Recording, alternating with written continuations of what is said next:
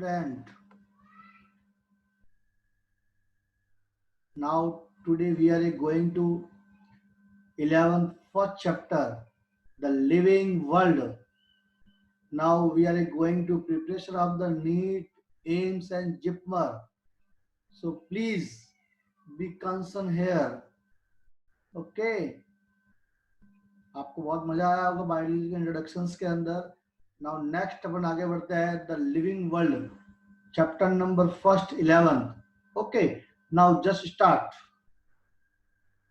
First of all, what is a living beings and what are major difference between the living and non-living organism? So simply, any organism have a any organism have a having a reproduction, having a respiration, having a metabolism, having a locomotion. We can see the simply in a one word like that. You already studied in class 10th chapter number life process. पढ़ा सभी ने life process?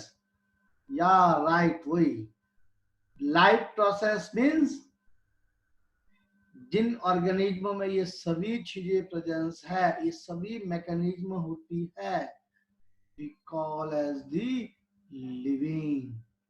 और जिनमें ये नहीं होती, that's called is a non-living. Okay, let's start. Introduction. The term biology was introduced by G.R. Tridenius and Lamarck in 1802. है ना, जो बायोलॉजिकल जो टर्म दिया था वो आपके ट्राइवेरियस और लेमार्क ने दिया 1802 के अंदर. The living organism occur almost in everywhere. Next, living beings share a certain unified and basic characteristics. Which characteristics? Like include organization, means उस आपके किसके बने, वन सेल्स के बने या मोर देन वन सेल्स के बने, that's organization. Energy utilization process, absence or presence, absence. Regulation means we can say homeostasis. Homeostasis means when our body temperature never change according to the surrounding environment. For the homeostasis, growth, one cell to form whole organism, growth, development, full body develop, reproduction. अगर reproduction ना हो तो कौन सी condition होगी? We can't survive on the earth, and ultimately reduced. And adaptations means evolution.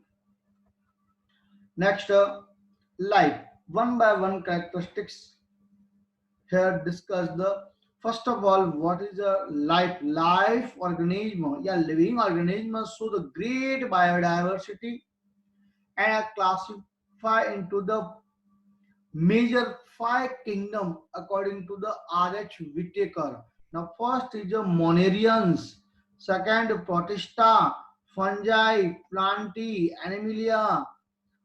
These four kingdom studied in chapter number second, biological classification. Okay, now left here. Next, all of the share the following properties. What are the basic or major properties of the livings? Like that. First, they have a definite organization. Means कोई एक cell का बना है, means unicellular. When organism are made up of more than one cell, called the multicellular. They always have the cellular nature, show either unicellular. I already asked you. I already tell you. No, I either unicellular means called amoeba and paramecium is the unicellular organism. Multicellular means hydra and main means that organism are made up of more than one cells. Next, so coordination between the different part of the body. Maintain homeostasis means constant internal environment. मैंने पहले भी कहा था कि बाहर का पूरा अगर एनवायरनमेंट चेंज हो जाए, लेकिन अगर बॉडी का अगर एनवायरनमेंट चेंज नहीं होता है, दैट्स कॉल्ड होमियोस्टेसिस. सपोज एक एग्जांपल देता हूं मैं आपको.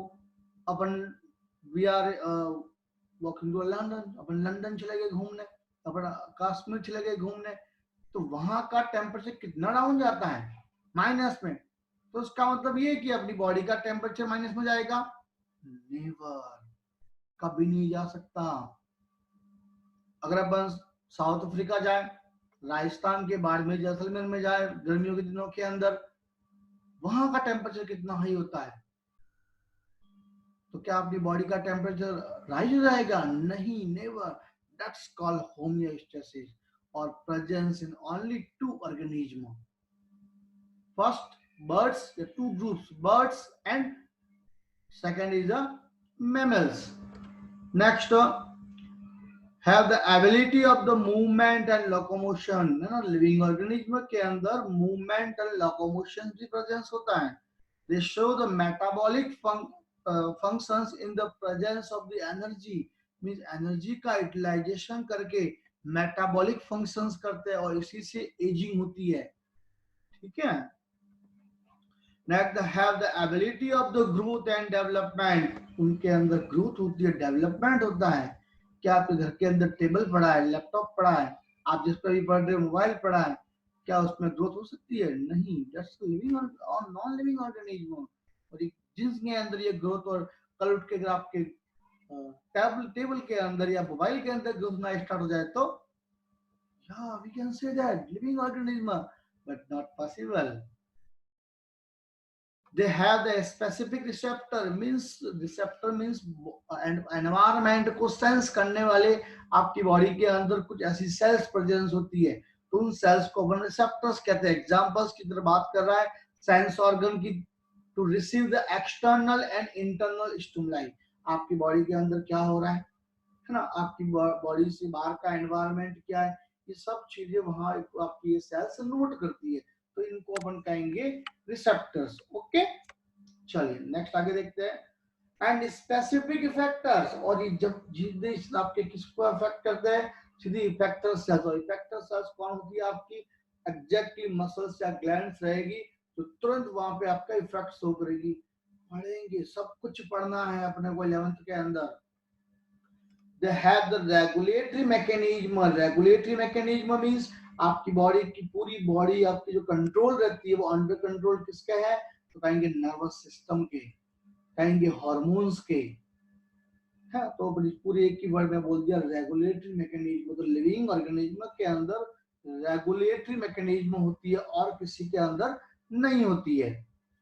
तो hormones animals and only hormones in plant. Very very very important. अगर अपन एनिमल्स की बात करेंगे तो एनिमल्स के अंदर नर्वस सिस्टम प्रेजेंस होता है, बट प्लांट के अंदर नर्वस सिस्टम एब्सेंस यहाँ पर नहीं होता है. Okay. And maintain the homeostasis inside the body. ये काम क्या करता है? आपकी बॉडी को मेंटेन करता है अंदर से. They show the adaptation to their environment to increase and their change of the survival. है ना, जो भी चेंजेज होंगे, होमियोस्टेसिस का मीन क्या है? एनवायरमेंट के अंदर जो भी चेंजेज होंगे, उस चेंजेज के अकॉर्डिंग आपकी बॉडी के, आपको बॉडी या आप खुद एक सर्वाइवल कैपेसिटी के अंदर आ जाएंगे. है ना, तो लिविंग बीइंग इसलिए, नॉन लिविंग होते तो नहीं. जैसे ठंड पड़ती है तो तुरंत अपन ने स्वेटर डालते हैं, गर्मी होती है तुरंत अपन एसी ऑन करते हैं. Okay. They show the variation with the help of the speciation and evolution. है ना, वेरिएशन शो होता है.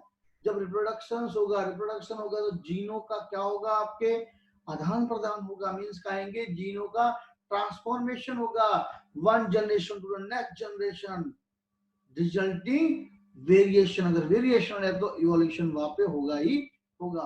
Okay, they have the capacity to reduce for the continuity of their race. और इसी तरह से अपन कहेंगे अगर रिप्रोडक्शन नहीं हो तो अपन लाइफ के अंदर सरवाइव नहीं करते, इस अर्थ पे सरवाइव नहीं करते। आपको याद लाता हूँ डायनासोर्स क्यों मरे, डायनासोर्स क्यों खत्म हुए,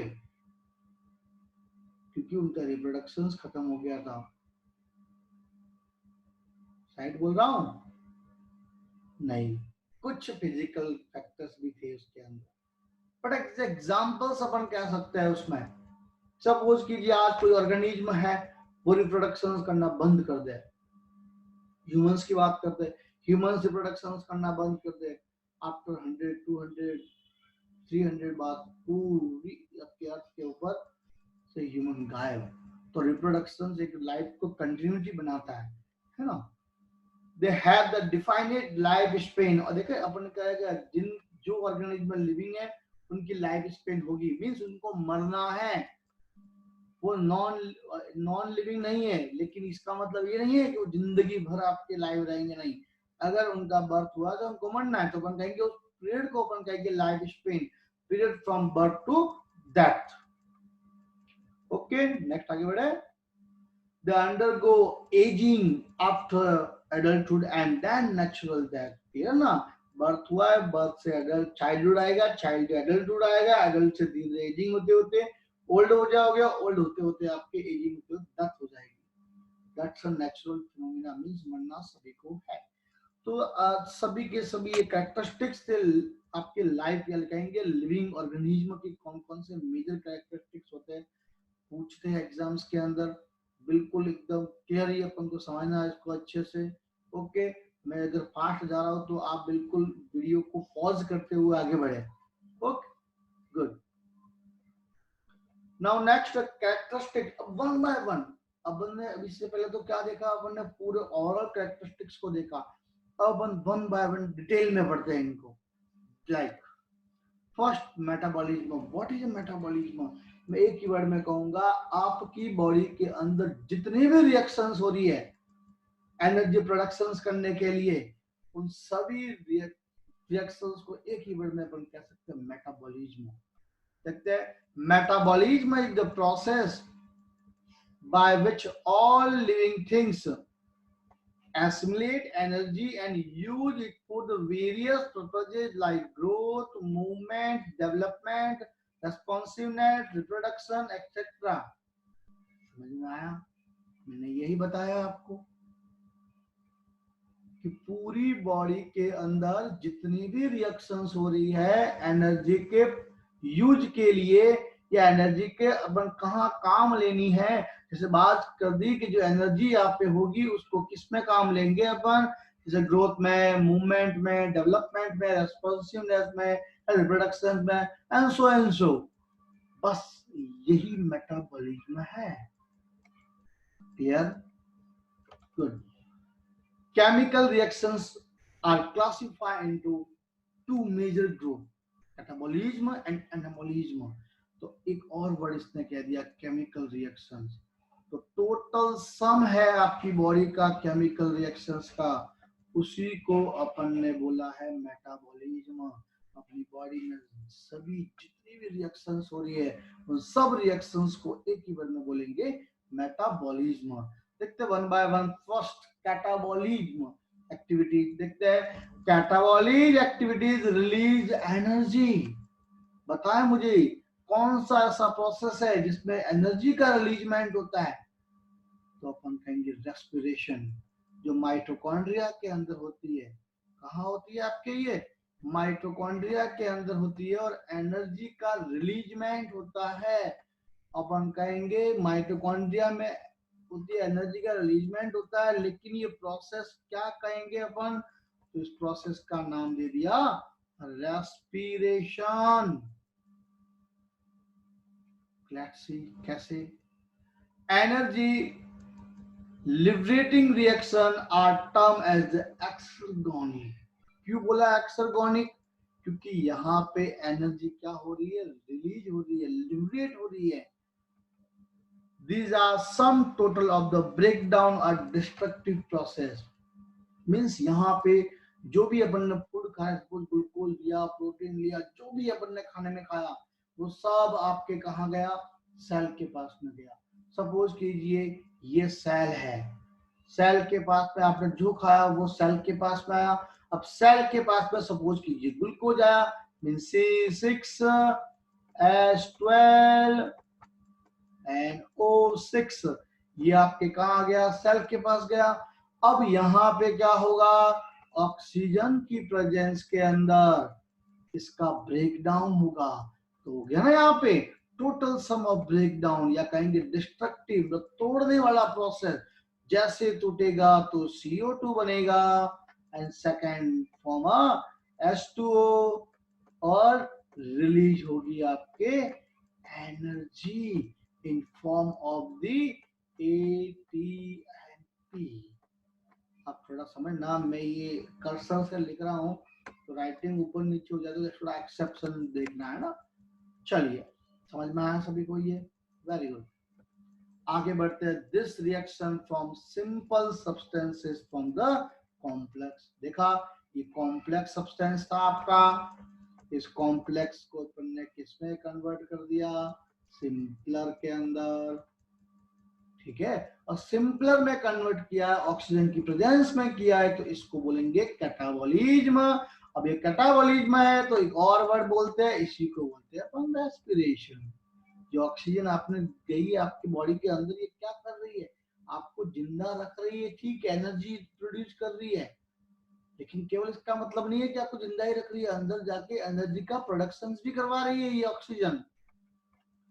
देखो मैंने जो रिएक्शन आपको यहाँ बताई थी, वो रिएक्शन देखे यहाँ पर, ये ग्लूकोज, ये ऑक्सीजन, जो मॉलिक्यूल्स दे नंबर भी दे रखे हैं, सीखिए बैलेंस कर रखा है इसको। आपने 10th के अंदर पढ़ा होगा इक्विलिब्रियम करना, रिएक्शंस को बैलेंसिंग करना। फिर दोनों की जब ना ग्लूकोज का आपके ऑक्सीजन के प्रेजेंस के अंदर रिएक्शन हुआ तो CO2 बना, H2 बना, और हीट प्रोड्यूस हुई, एनर्जी प्रोड्यूस हुई, और वो एनर्जी किस फॉर्म में? ATP के फॉर्म में। और ये कितनी एनर्जी है तो इसने बताया भी है आपके ये, तो आप ये थोड़ा लर्न रखना कि पर मोल है ना आपके ग्लूकोज में कितनी किलो जूल आपकी एनर्जी रिलीज होती है, तो इसने यहाँ पे बता दिया। नेक्स्ट है anabolic activity. What is anabolic activity? Means conserve the energy, energy को कंजर्व किया जाता है।